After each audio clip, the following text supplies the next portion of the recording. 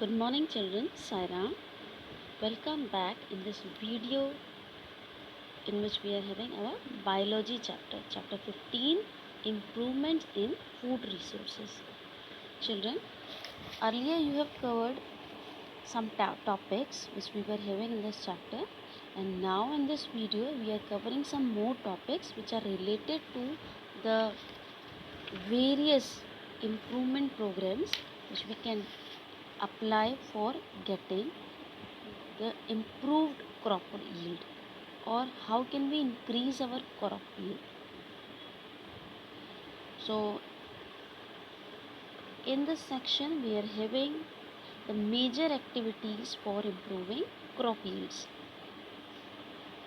These activities will tell you to improve crop yields, which systems we can apply, which steps we can follow. So the first activity which I am going to explain here. Children, you all are knowing that India is an agriculture based country, and farming practices being followed depend upon the size of land holding, education and financial conditions of the farmers. The production of the crop yield, it can be improved by some activities. These activities are: number one is the crop production management. Second one is crop variety improvement, and the third is crop protection management. So we will discuss all three activities here one by one. So first one is crop production management. As I have told you, India is an agriculture based country, and the farming practices being followed depend upon the size of land holding, education and financial conditions of the farmers. The production practices include no cost production, low cost production and high cost production. It has three components. What these components are: the nutrient management, irrigation and cropping pattern. So now under this activity we will learn these three subtopics. First one is nutrient management. Children, nutrient management means controlling the selection, timing and amount of nutrient supply to the crops. Like other living organisms, plants also require inorganic elements for building their structure and maintaining their metabolic processes. These inorganic elements are called nutrients. So in total 16 elements are known as the essential elements for plants, or they are known as the essential nutrients. We can categorize these nutrients into two parts. The first one is macronutrient and the second one is micronutrient. So what are macronutrients actually? These are the nutrients which are present in plants in large quantity. They are 6 in number, and these macronutrients are nitrogen, phosphorus, calcium, potassium, magnesium and sulfur.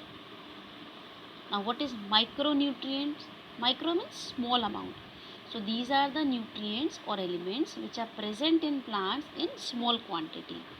They are 7 in number: iron, manganese, boron, zinc, copper, chlorine, molybdenum. So these are micronutrients.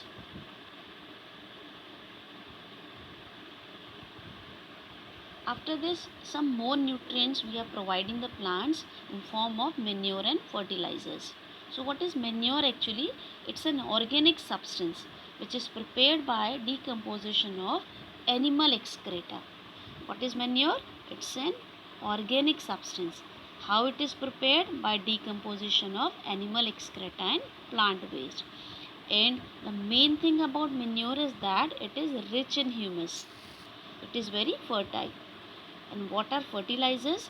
Fertilizers are synthetic substances, or we can say they are artificial substances which are prepared by chemicals in factories. But children, the second subtopic which I am taking here, that is irrigation.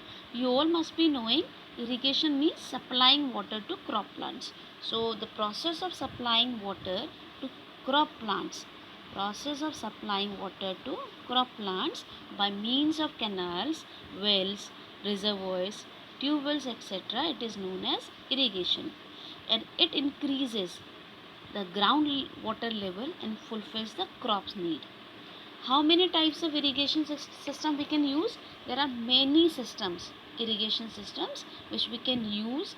It depends on our crop, it depends on our area where we are living, and it depends on temperature, pressure, and other things also. So what type of crop we are taking, and depending on that we can choose the irrigation system, and it depends on the water distribution, rain distribution also. So what type of systems we are having here? Canal system we are having, tanks, river lip system, sprinkler system, and drip irrigation system. Now cropping patterns. Cropping patterns. Do you know about cropping patterns? Can you tell me what is cropping pattern, children? Cropping pattern means the models of raising crops. These are the models of raising crops which help in obtaining maximum benefit from the same piece of land. It reduces the risk of crop failure, disease, and infestation. So how we can define this cropping pattern?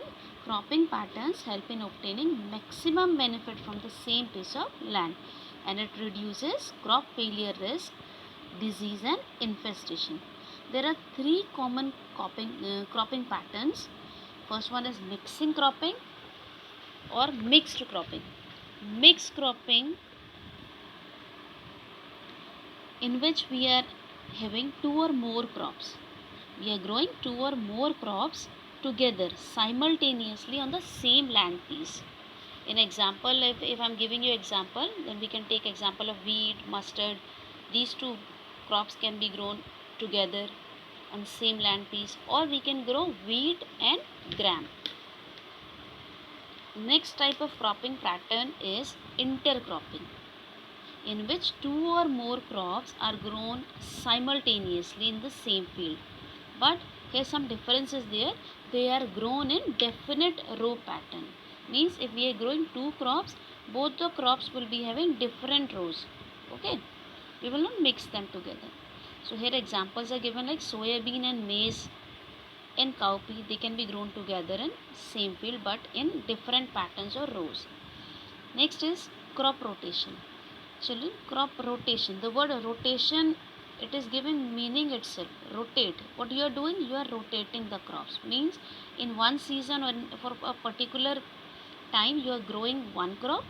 Then after harvesting that crop in another season or after some time you are growing the another crop. You are not taking the crop again. You are just rotating the crop. As you are rotating your places in your classes, in the same way, first we are growing one crop, harvesting that, and then we are growing another crop for the next time. So growing different crops on a land piece in a pre-planned succession, that is known as crop rotation. Now children, we are moving further, and the second part, that is crop variety improvement. In this topic you will learn how can we improve the variety, any variety of crop. So crop variety improvement, it's a scientific approach which depends on finding a crop variety. What is it? It's a scientific approach which depends on finding a crop variety that can give a good yield. Plant breeders, they select plant varieties of desired characters and cross them. Then these varieties are multiplied and then supplied to farmers. So how can we improve the crop varieties? For this we are having the first method, that is known as hybridization. That is hybridization, in which we are making hybrids. Hybridization, it refers to crossing. It refers to crossing between genetically dissimilar plants to produce an improved variety of plant. The product obtained will give then high yield and will be disease resistant too. So in this way we are improving that variety. The hybridization process can be of three types. The first one is intervarietal, in which crossing is done between different varieties. Here we are taking two different varieties, then we make crossing between them, and then we get the crop plant from them. The next one is interspecific. Interspecific means the crossing between different species, and then we are having intergeneric, in which we are doing crossing between the different genera. Now children, other than this hybridization, we are having one more method, that is known as genetically modified crops or GMC. It is the another way to improve crop plant by introducing genes into the plants. It refers transfer of genes from one plant to another to modify the later one or the old one. In this category, if we are taking examples of GMC crops or genetically modified crops, some examples are given as BT cotton.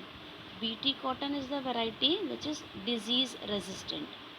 And the second example is golden rice, which is rich in vitamin A.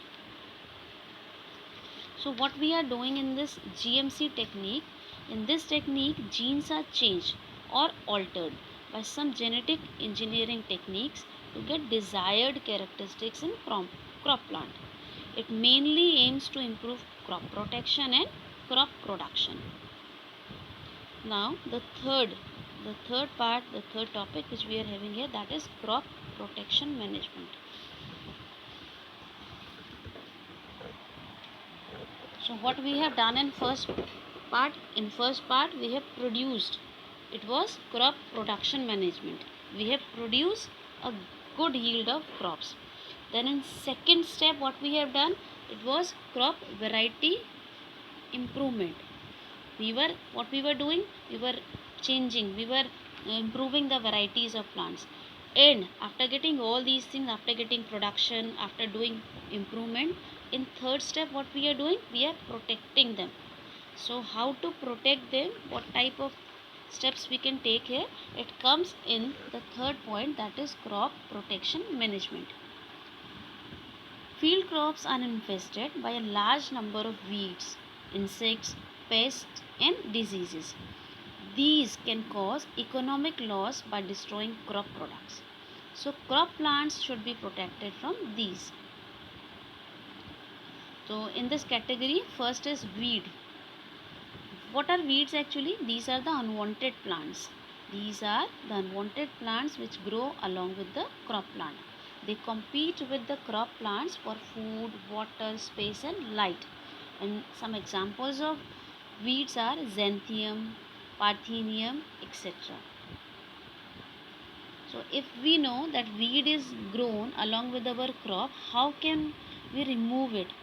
Weeds can be controlled by uprooting them. We can uproot them by flooding, by burning, plowing or by using some chemicals which are known as weedicides. These chemicals are known as weedicides as they kill weeds. Examples of weedicides can be 2,4-D or atrazine. The second type is insects and pests. They also attack all the stages or parts and products of plants. They attack the plants by chewing their plant parts, sucking cell sap from various plant parts or by making holes in fruits and or grains. The examples of insects or pests can be caterpillars, dragonfly, etc. And how can we control them? We can control them by using chemicals like pesticides and insecticides. For pests we can use pesticides and for insects we can use insecticides. What are pesticides actually? Pesticides are the chemicals which kill or pests, and insecticides are the chemicals which kill insects. Now the next is diseases. In plants, diseases are caused by pathogens. Plants can also get diseases, and if they are getting diseases, so crop yield will be getting affected. So these diseases, how they are causing? They are causing by pathogens. Pathogens means disease causing microbes. They infect the plant and reduce the crop yield. Examples of these pathogens can be like bacteria, virus, etc. And these plant diseases can be controlled by treating seeds or soil by spraying fungicides solution. Okay,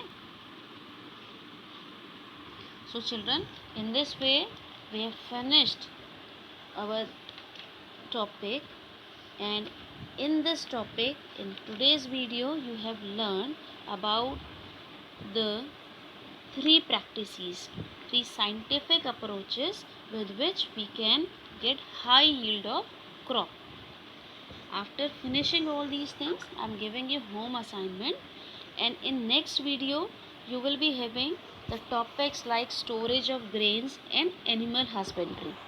Okay, so what you all have to do, you have to write down the notes which I am giving in this video in your notebook. Finish all the notes, finish all the things in fair notebook. Write all these notes which I am giving you in this video in notebook in nice handwriting, and wherever diagrams are required, draw the diagrams from book also. After finishing your notes, you can write down these questions. So complete all your biology work, and now I am reading the questions which I am giving in this home assignment. Name three patterns of cropping. What are macronutrients? Name two biotic factors which can affect crop production. What is GM crop? And the last question is name two weeds. So finish all this work and read the notes thoroughly and complete your work. Chalo, thank you, Sairam.